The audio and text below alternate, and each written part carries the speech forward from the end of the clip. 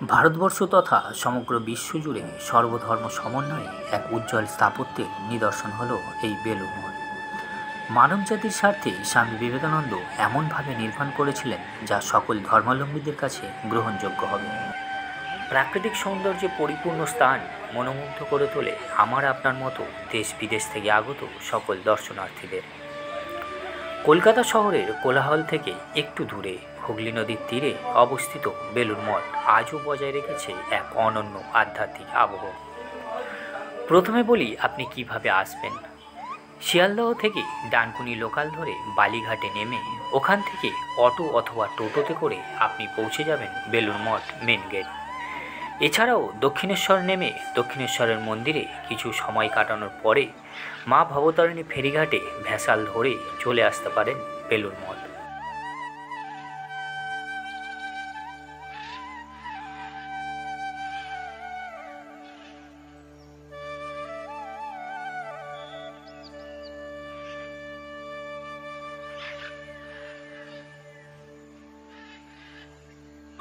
বেলুড় মঠে প্রবেশ করেই অনুভব করবেন এক নিঃশব্দ, এক শান্তিময় পরিবেশ।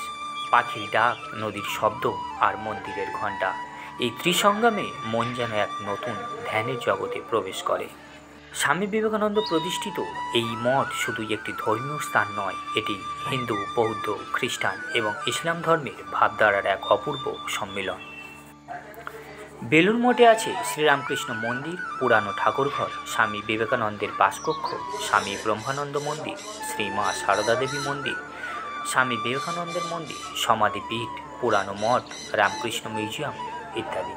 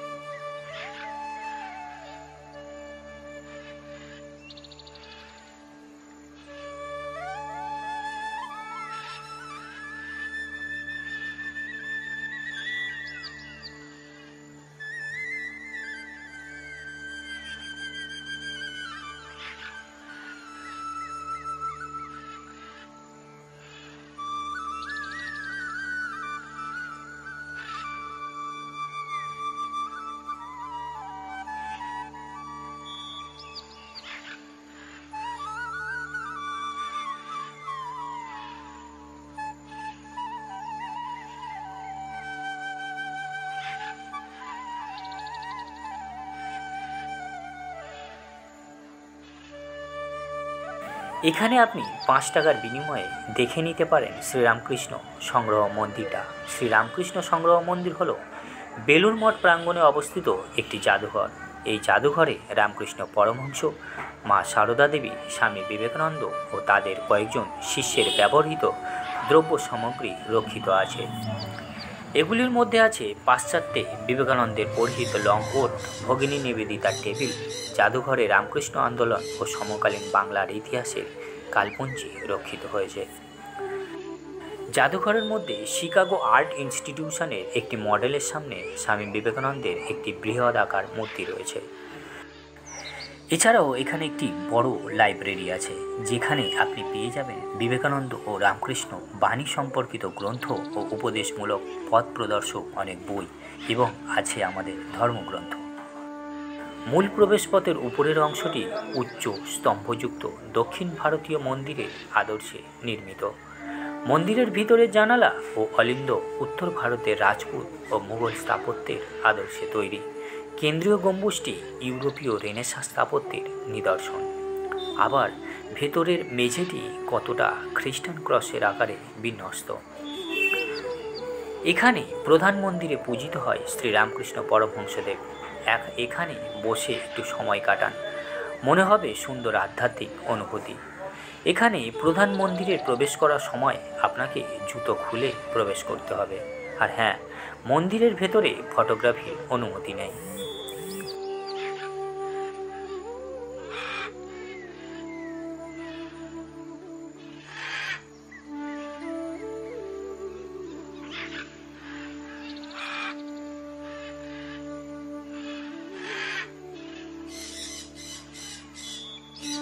প্রধান মন্দিরের পাশ দিয়ে এই কক্ষে ভোগ ও প্রসাদের কুপন পাওয়া যায়। কুপনটি বিনামূল্যে, তবে আপনি আপনার মতো অনুদান দিয়ে কুপন সংগ্রহ করতে পারেন।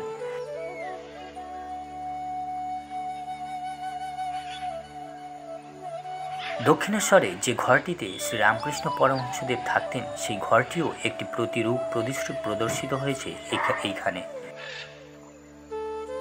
এই বেলুড় মঠ গ্রীষ্মকালে সকাল 6টা থেকে দুপুর 11টা পর্যন্ত এবং বিকেল 4টে থেকে সন্ধ্যা 7টা পর্যন্ত খোলা থাকে, এবং শীতকালে সকাল 6টা 30 থেকে দুপুর 11টা 30 পর্যন্ত এবং বিকেল 3টে 30 থেকে সন্ধ্যা 6টা পর্যন্ত খোলা থাকে। সন্ধ্যা আরতি অনুষ্ঠানটা মিস করবেন না। নদীর ধারে সেই ভক্তিমূলক পরিবেশ সত্যিই এক আলাদা, অভূতপূর্ব।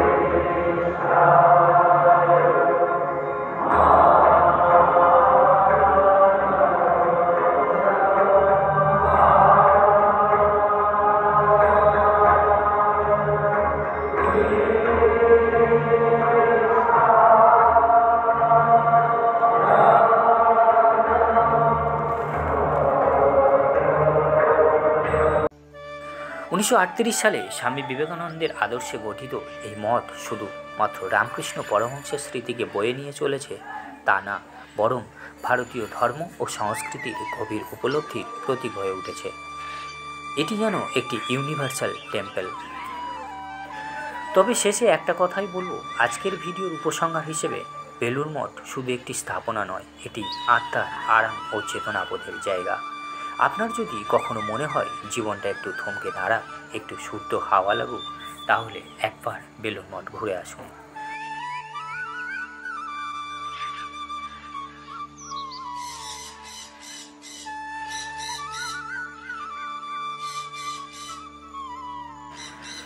ধর্ম মানে আলাদা করা নয়, ধর্ম মানে একত্র হওয়া। এই বার্তায় যেন বেলুড় মঠের প্রতিটি ইটের মাঝে গাঁথা আছে। ভিডিওটি কেমন লাগলো আপনার মতামত অবশ্যই জানাবেন। আপনার এই 6 ইঞ্চি স্ক্রিনে সাবস্ক্রাইব বোতামের ওপর আপনার আঙুলের একটা স্পর্শ আমাকে আরও উৎসাহিত করবে নতুন এই রকম ভিডিও তৈরির জন্য। আপনাদের কাছে এটাই অনুরোধ। ভালো থাকবেন, সুস্থ থাকবেন। ভিডিওটি শেষ পর্যন্ত দেখার জন্য অসংখ্য ধন্যবাদ।